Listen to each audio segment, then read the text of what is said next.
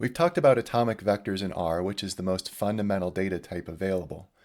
In many programming languages, once you have a grasp on the fundamental data types, you need some way to group those data types together into more complex structures for your program. In R, the way we do this is typically with a list. And a list is still a vector, but instead of being a vector of atomic data types, it's a vector of references to other objects in R. Let's create an atomic vector and list and look at the differences. In order to create a list, we can use the function list. So if I go to my R window, I'm going to assign to the variable y what is returned from the function list, and let's just give it some numbers. Oops, 4, 6, 8, 10. And for comparison, I'm going to create an atomic vector with the C function, giving it the same numbers. So if we look at x, we get what we expect. We have a numeric atomic vector with 5 values in it, 2, 4, 6, 8, and 10, starting at the index 1 for this 2. But if we look at y, we see something very different. We have 5 elements, but they're in double square brackets, 1, 2, 3, 4, and 5. And within each of these, there's a single value, 2, again, at element 1 with a single square brackets, 4 at element 1 with a single square brackets. So something really different has happened here. And let's talk a little bit about why. Let's review the structure of an atomic vector. We've created an atomic vector of mode double. That means each element contains a real number, in this case, 5 values, 2, 4, 6, 8, and 10. When we created a list, something different happened. Instead of having real numbers in each element, what it does is create a reference to another object, or you might think of that as a RAM address in each element. So it's still a vector, and the vector still has a common data type because each element is the same thing. It's an address in RAM. But those addresses in RAM point to some other contents.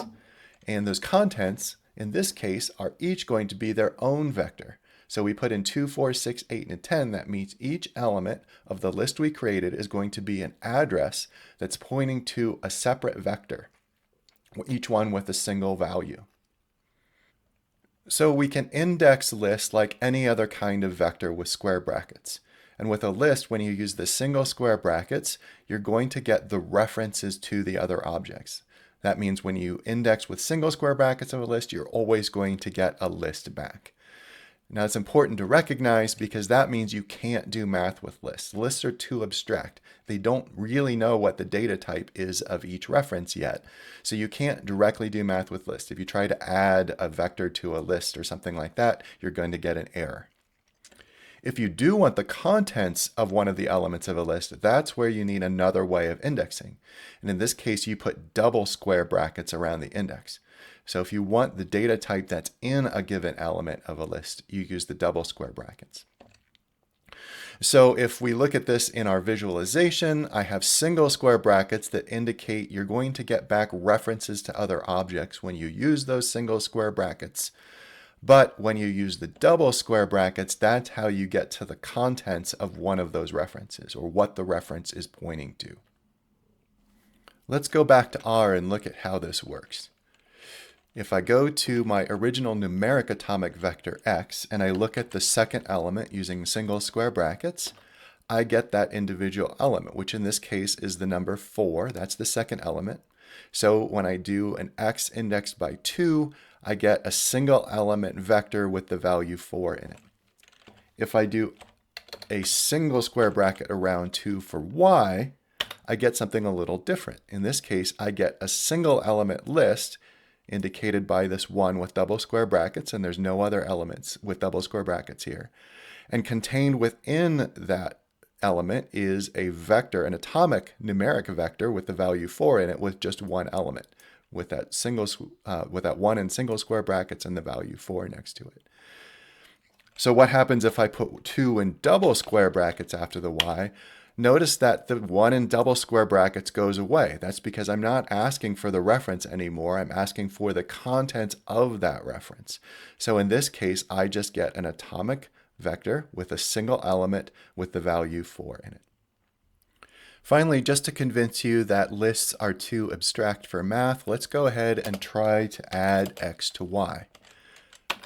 Here, r is going to give us an error. It says a non-numeric argument to binary operator. Y is a non-numeric argument because it's a vector of references as opposed to a vector of numbers. However, an individual element of y, like y2, is a vector. And we can prove that by making sure that we can do math with it. So if I add x to y2, y2 is in double square brackets is going to be a numeric vector of the value 4 with a single element. That means it's going to add 4 and it's going to recycle this value for each of the elements of x, 2, 4, 6, 8, and 10.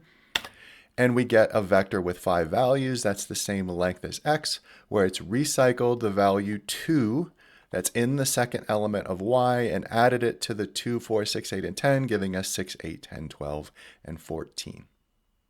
Finally, if we've ever forgotten what data type our variables are, we can always use the type of function to figure it out. If we do a type of on our x vector, we can say it returns double, which means it's a double precision floating point value of an atomic vector.